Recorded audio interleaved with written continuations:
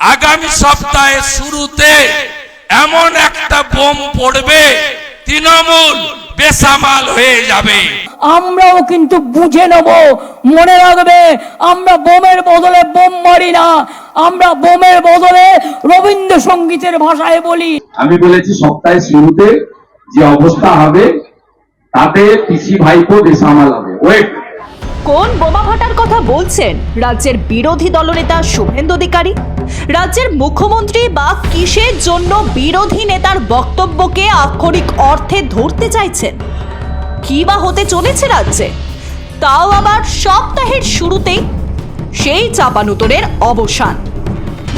SSC 2016 বাতিল 25,753 জনের চাকরি, সুদ সহ বেতন ফেরত, সুদের হার বার্ষিক 12%, 4 সপ্তাহের মধ্যে বেতন ফেরত। 3 মাসের মধ্যে রিপোর্ট দিতে বলেছে, অর্থাৎ ক্যাবিনেটের তৈরি যে সুপার নিউমেরিক পোস্ট সেটার বৈধতা নিয়েও কিন্তু যথেষ্ট প্রশ্ন চিহ্নের মুখে পড়ল এবং সেটাও কিন্তু সিবিআই তদন্ত হবে।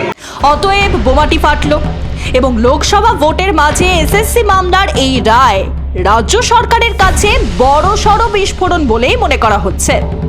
ঠিক তার উল্টো দিকে ডিভিশন বেঞ্চের এই রায়কে বিশাল জয় বলে মনে করছেন পরীক্ষা সফল বঞ্চিত চাকরি প্রার্থীরা। 3 বছরের যন্ত্রণার অবসানে একটি মেয়ে বলছেন, 3 বছরের নৃশংসতা থেকে আমরা রক্ষা পেলাম। আমাদের ডিভিশন বেঞ্চের উপরে যা রায় দিয়েছে তাতে আমরা তাকে সাধুবাদ জানাই এবং মানে দিল থেকে মন থেকে স্বাগত। আর 25,753 জনের কেউই সামনে না এলেও তারাও বুঝতে পারছেন তারা প্রতারণার শিকার।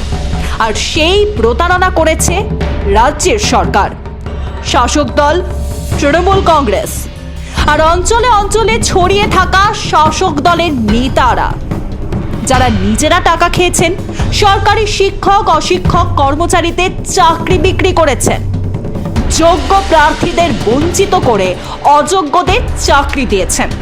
আর বাংলার মানুষ যারা এই বাদী বা বিবাদী কোনো পক্ষেই নেই, তারাও বুঝতে পারছেন কিভাবে তাদের সন্তানের ভবিষ্যৎ নিয়ে কার্যত ছিনিমিনি খেলছেন রাজ্য সরকার। অযোগ্য অসফল শিক্ষক শিক্ষিকা নিয়োগ করে কার্যত অশক্ত নড়বড়ে করে দেওয়া হচ্ছিল ভবিষ্যৎ প্রজন্মের শিক্ষার ভিত।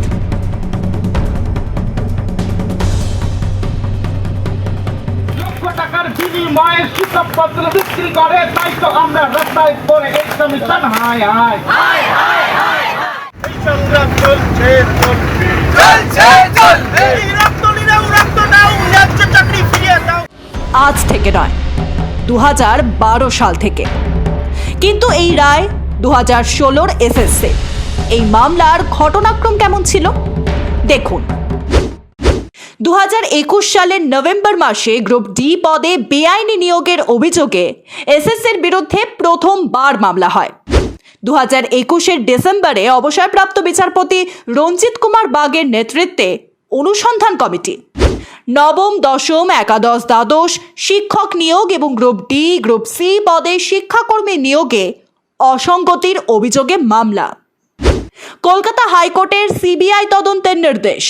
সিবিআই তদন্ত ঠেকাতে রাজ্য সরকার ও এসএসসি প্রথমে ডিভিশন বেঞ্চ, পরে সুপ্রিম কোর্টে যায়। 2022 মে মাসে বিচারপতি রঞ্জিত কুমার বাগের রিপোর্ট পেশ আদালতে। 2022 জুনে রাজ্যের শিক্ষামন্ত্রী পার্থ চট্টোপাধ্যায়ের গ্রেফতারি।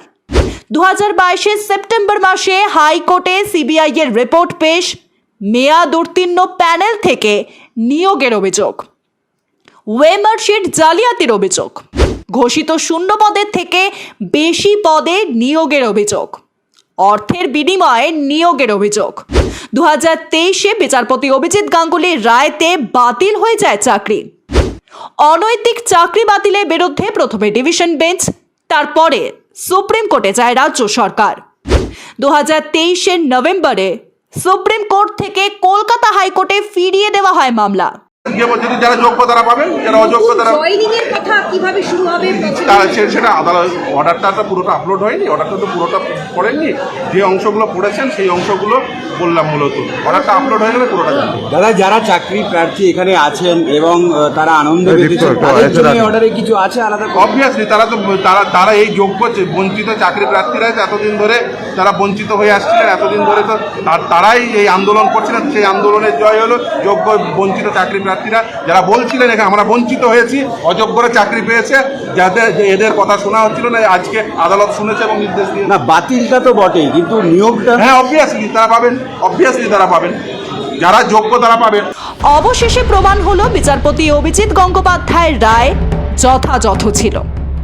কোনো ব্যক্তি বিশেষ বা কোনো রাজনৈতিক গোষ্ঠী বা দলকে সমর্থন করার জন্য নয়, বিচারপতি হিসেবে নিজের দায়িত্ব যথাযথ পালন করেছিলেন সেদিনের বিচারপতি অভিজিৎ গঙ্গোপাধ্যায়। আজ অবশ্য তিনি আইন বিচার বিভাগ থেকে অনেক দূরে।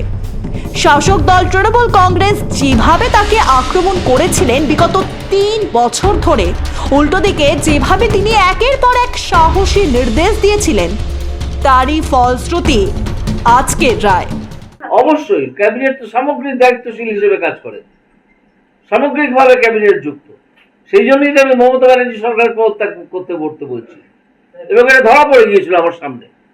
যখন ধরা পড়ে গেল, আমি যখন আমি অর্ডার দিতে বসছি, তখন একজন এসে জানালেন যে সুপ্রিম কোর্টে একটা স্থগিত আদেশ হয়েছে, এই মামলাটা নিয়ে আর এগোনো যাবে না। নাহলে আমার সামনে যে কাগজপত্র এসে গিয়েছিল তাতে বোঝা গিয়েছিল যে এই সুপার নিউমারি পোস্ট ক্রিয়েটে মন্ত্রিসভার প্রতিটি সদস্য জড়িত, প্রতিটি সদস্য। এবং এটা ইনিশিয়েট করেছিলেন মমতা ব্যানার্জির একজন অত্যন্ত ঘনিষ্ঠ জোচ্চোর একটি ছেলে আছে, চ্যাংড়া ছোড়া, নিজেকে পলিটিশিয়ান বলে সে, আমি তার নাম মুখে আনতে চাই না। তার নির্দেশে মন্ত্রিসভা চলছিল, শুধু মমতা ব্যানার্জির নির্দেশে নয়। ইমিডিয়েটলি তার গ্রেপ্তার চাই।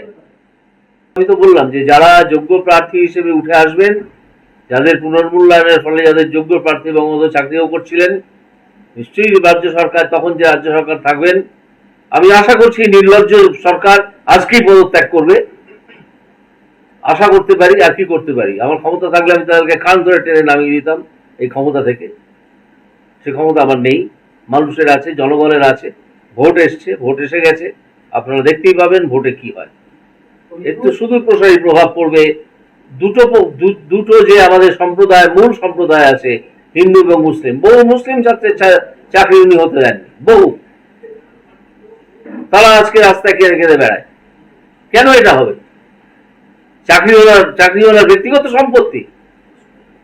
আর এইখানেই দিনের পর দিন 1135 দিনের বেশি রাজপথে বসে আন্দোলন করা পরীক্ষা সফল চাকরি প্রার্থীদের কাছে আলোকবর্তিকা হয়ে দাঁড়ানোর মানুষটার অবদান, যা কিছুটা হলেও সচেতন করেছে বাংলার মানুষকে, সতর্ক করেছে আর লড়াইয়ে থাকতে সাহস জুগিয়েছে। ব্যুরো রিপোর্ট, মাধ্যম।